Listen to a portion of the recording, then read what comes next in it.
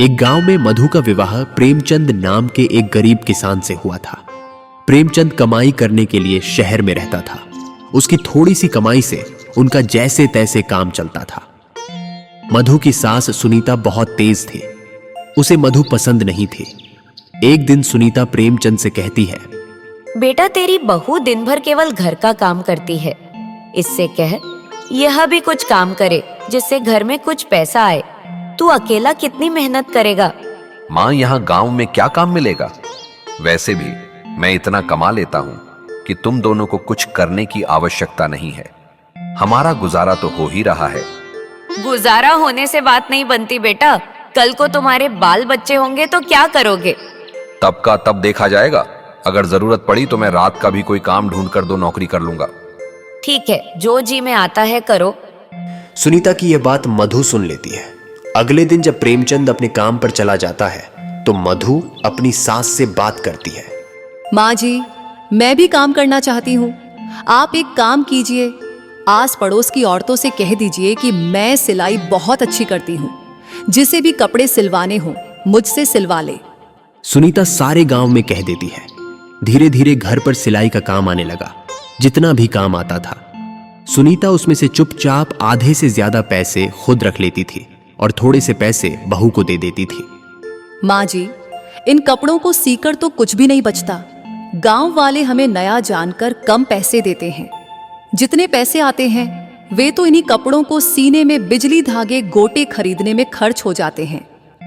कोई बात नहीं, नया नया काम है, शुरुआत में नुकसान उठाना पड़ता है। तुम तो बस अपना काम करती रहो, बाकी सारी चिंता मुझ पर छोड़ दो। मधु ये नहीं जानती थी कि उसकी सास बहुत ज्यादा पैसे रखकर उसे थोड़े से पैसे देती थी। मधु माँ दुर्गा की भक्त थी। वह दिन भर मेहनत से काम करती और रात में माँ दुर्गा की भक्ति करती थी। एक दिन मधु रात को माँ दुर्गा की आरती कर रही थी। तभी उसकी आंखों से आंसू बहने लगे। उसने माँ दुर्गा से कहा, माँ, मैं और मेरे पति दिन रात इतनी मेहनत करते हैं, फिर भी हमेशा हम परेशान रहते हैं। आपके नवरात्र शुरू होने वाले हैं और मेरे पास इतने पैसे भी नहीं हैं कि मैं पूजा की सामग्री खरीद कर लाऊं। आप ही बताओ हम क्या करें। इसी तरह माँ दुर्गा से विनती करते करते मधु सो जाती है और अगले दिन उठकर अपने काम में लग जाती है। अगले दिन जब मधु सिलाई कर रही थी तभी एक छोटी सी लड़की उसके पास आती है। मैंने सुना है आप बहुत अच्छे कपड़े सिलती हैं। क्या आप मेरे कपड़े सिल देंगी? लेकिन मेरे पास पैसे नहीं हैं। ए लड़की, मुफ्त में हम तेरे कपड़े क्यों सिलेंगे? पहले पैसे लेकर आ, फिर बात करना। कोई बात नहीं माँ जी, मैं खाली समय में सिल दूंगी। कितनी प्यारी बच्ची है, इसे मना मत कीजिए। देख बहू, काम का नुकसान नहीं होना चाहिए। रात को जब तू पूजा करती है तब सिलना इसके कपड़े। मधु रात को बैठकर बच्ची के कपड़े सिल देती है। अगले दिन जब वह लड़की आती है, आपने तो बहुत सुंदर कपड़े सिले हैं। मेरे पास आपको देने के लिए पैसे तो नहीं हैं, लेकिन यह मिट्टी का घड़ा है, इसे आप रख लीजिए। इसे संभाल कर रखना और आपके पास जितने भी पैसे आए उसमें से कुछ इसमें रख देना। मधु वैसे ही करने लगी। उसके पास जितने भी पैसे बचते उसमें से कुछ वह घड़े में डाल देती थी। एक दिन मधु रात के समय सिलाई कर रही थी। तब सुनीता ने कहा, बहू इतनी रात को क्या कर रही है? कल देने वाले कोई जरूरी कपड़े तो है नहीं, फिर इतनी रात को काम में क्यों लगी हो? माँ जी, दुर्गा जी के लिए चुनरी बना रही हूँ। कल से नवरात्रे प्रारंभ हो रहे हैं। मेरे पास घट स्थापना के तो पैसे नहीं हैं, तो ये चुनरी मंदिर में माँ दुर्गा को चढ़ाने जाऊंगी। ठीक है, जो मन करे करो। हाँ, ये काम थोड़ा जल्दी खत्म करो। मेरी नींद खराब होती है। सारा दिन मैं गांव में तुम्हारे लिए काम ढूंढती फिरती हूँ। शाम को चैन से सो भी नहीं सकती। अगले दिन मधु चुनरी लेकर मंदिर की ओर चल देती है। रास्ते में उसे वही लड़की मिलती है। अरे आप यहाँ क्या मंदिर जा रही है? हाँ बेटा, आज से माता के नवरात्रे शुरू हो रहे हैं, तो मैंने सोचा माता रानी को अपने हाथों से बनी ये चुनरी चढ़ा दूं। अरे ये चुनरी तो बहुत सुंदर है, ये तो आप मुझे दे दें। नहीं बेटी, ये तो मैं माँ दुर्गा के लिए लाई हूँ। तुम्हारे लिए ऐसी ही बना दूंगी। नहीं, मुझे तो यही चाहिए। आप यह मुझे दे दीजिए। कन्या भी तो माता का ही स्वरूप होती है। समझ लेना माता को चढ़ा दी। मधु के बहुत समझाने पर भी वह नहीं मानी और मधु से चुनरी लेकर चली गई। मधु मंदिर में पूजा करके वापस आ गई। शाम को उसने उस घड़े में कुछ पैसे डाले तो घड़े में से आवाज नहीं आई। माँ जी, घड़े में मैं जब भी सिक्के डालती थी घड़े से सिक्कों की आवाज आती थी, लेकिन आज आवाज नहीं आई। क्या बात है? देख ले कहीं कोई तेरे सिक्के निकाल कर तो नहीं ले गया। मधु ने घड़ा खोला तो देखा घड़ा सोने के सिक्कों से भरा है। उसे विश्वास नहीं हुआ। वह मां दुर्गा के सामने बैठ गई। माँ, ये क्या चमत्कार है? इसमें तो थोड़े से सिक्के थे, फिर इतना धन कहाँ से आया? ऐसी चिंता में मधु दौड़ती हुई माता के मंदिर गई। वहां जाते ही मानो उसके होश ही उड़ गए। मधु ने देखा कि माता की मूर्ति वहीं चुनरी ओढ़े हुए थी जो रात में जागकर उसने बनाई थी और उस बच्ची ने मधु से ले ली थी। माँ, आप स्वयं मेरे घर आई और मैं आपको पहचान न सकी। मुझे माफ कर दीजिए। किसी नगर में एक साहूकार के 3 बेटे और 3 बहुएं थीं। साहूकार के बड़े दोनों बेटे अपने अपने खेतों में खेती करते थे। उनके घर में धन की कोई कमी नहीं थी। दोनों की पत्नियां कमला और विमला बहुत आलसी स्वभाव की थीं। उनसे अपने घर के काम भी नहीं होते थे। तो वहीं सबसे छोटा भाई शामू था, जिसकी पत्नी सुमित्रा थी। शामू गांव के ठाकुर के यहाँ छोटा मोटा काम करता था। उसकी आमदनी भी बहुत कम थी। उसकी पत्नी सुमित्रा बहुत ही सरल स्वभाव की थी।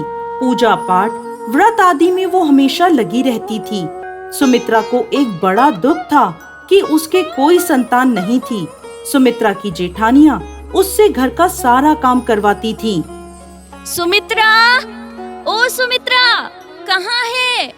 आई दीदी। अरे सुमित्रा, कहाँ रह गई थी? दिन चढ़ने को आया, रसोई की तूने अब तक सुध नहीं ली। जल्दी जल्दी हाथ चलाओ और खाना बना ले। तेरे जेठ खेतों से आते होंगे, खाना तैयार नहीं मिला तो नाराज होंगे। चल जल्दी कर। बस दीदी, खाना ही बनाने जा रही थी। कुएं पर पानी भरने गई थी, वहीं देर हो गई। चल अब बातें मत बना, जल्दी कर। सुमित्रा बेचारी अपनी जेठानियों की सारी बात मानती थी। घर का सारा काम उसके जिम्मे था। एक समय नवरात्रों का पावन त्योहार आया तो सुमित्रा ने अपनी जेठानियों से कहा, दीदी, नवरात्रि का त्योहार शुरू होने वाला है। मैं पूरे 9 दिनों के नवरात्रों का व्रत रखूंगी। मुझे पूजा पाठ का सामान आप बाजार से ला देना। तू रख लेना व्रत, हम कौन सा मना कर रहे हैं तुझे। व्रत रखना तो सब बहाना है, फल पकवान आदि खाने का। हम जानते नहीं है क्या इसे? हाँ हाँ, 2 दिन व्रत करेगी और तीसरे दिन बिस्तर पकड़कर बैठ जाएगी। कहेगी मैं थक गई, घर का सारा काम कौन करेगा। नहीं नहीं दीदी, मैं घर का सारा काम कर लूंगी और साथ ही माता रानी के 9 दिनों के नवरात्रि के व्रत भी रख लूंगी।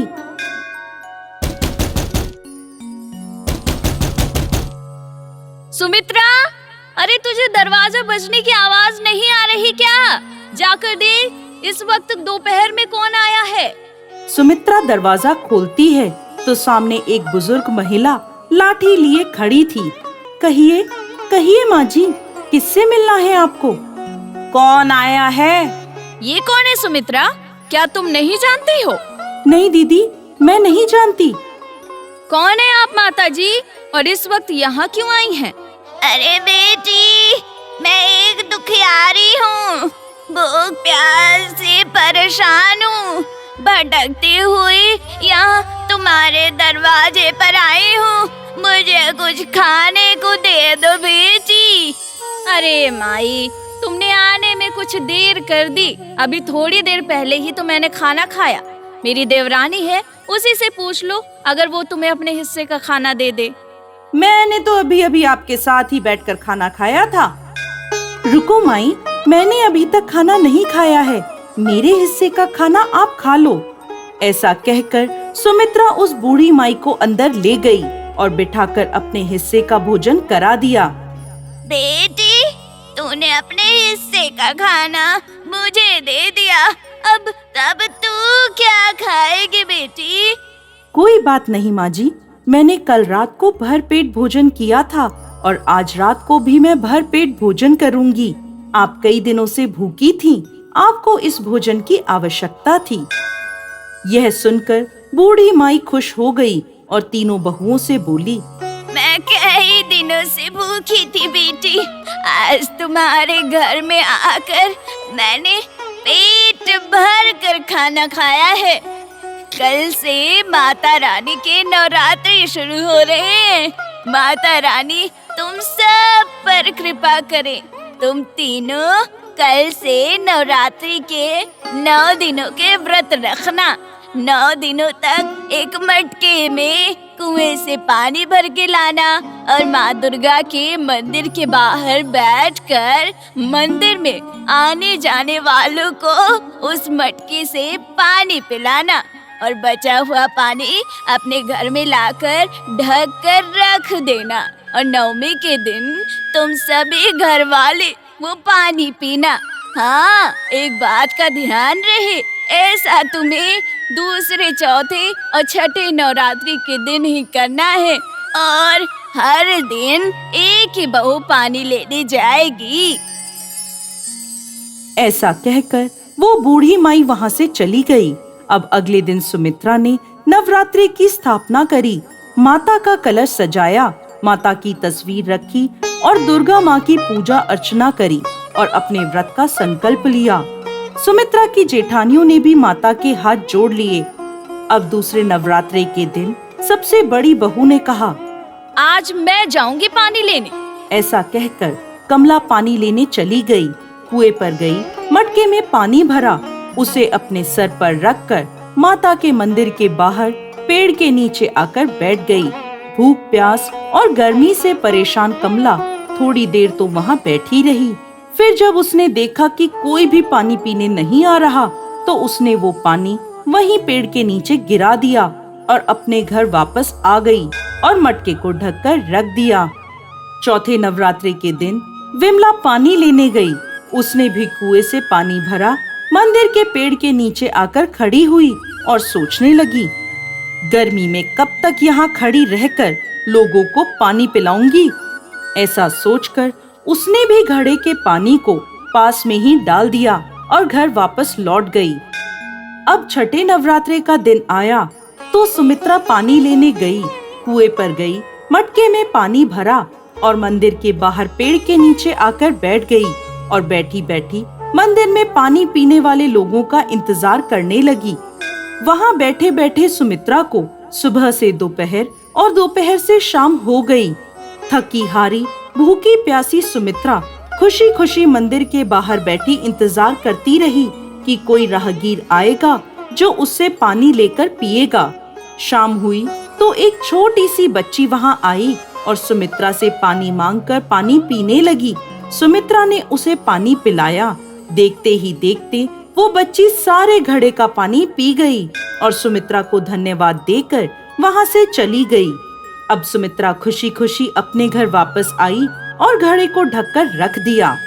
9वीं का दिन आया तो सुमित्रा ने माँ दुर्गा को पूरी हलवे का भोग लगाया, कन्याओं को भोजन कराया। तभी वहाँ वो बूढ़ी माई उनके घर वापस आई। सुमित्रा ने उन्हें बड़े प्यार से बिठाकर भोजन कराया। भोजन करने के बाद वो कहने लगी, बेटा, मेरे कहे अनुसार क्या तुम तीनों माँ दुर्गा के मंदिर के बाहर राहगीरों को पानी पिलाए थे क्या?